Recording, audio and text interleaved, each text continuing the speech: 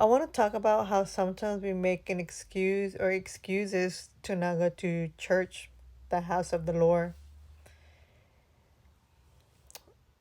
That where I live, there is a big church. I don't go to that church, but a lot of people go, and I think they go like 3 times a week.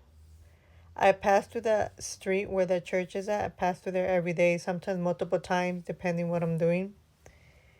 And I often see men walking to church holding their Bible.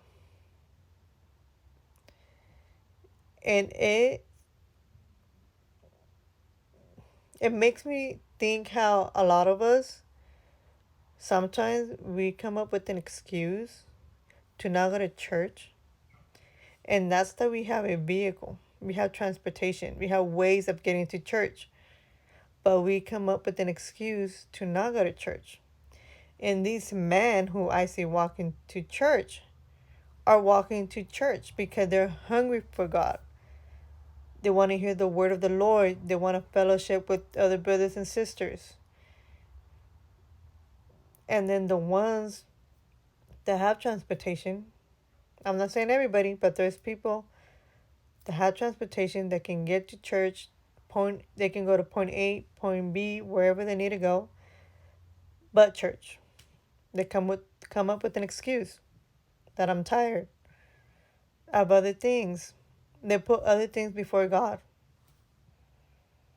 And it shouldn't be like that. We should be putting God before everything.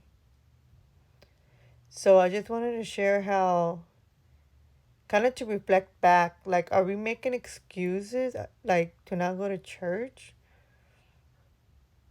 I mean, there are some people that really don't have a way to get into church. But with God, nothing is impossible. If you tell the Lord, God, I don't have transportation to get to your house, please send someone. Give me money for the bus to get a ride. God will make a way. It's important that you put God first and that you are seeking God. Don't come up with an excuse that you don't have transportation to get to the house of the Lord. You really need to have the heart to want to have that relationship with God. Don't come up with excuses why you can't make it to church.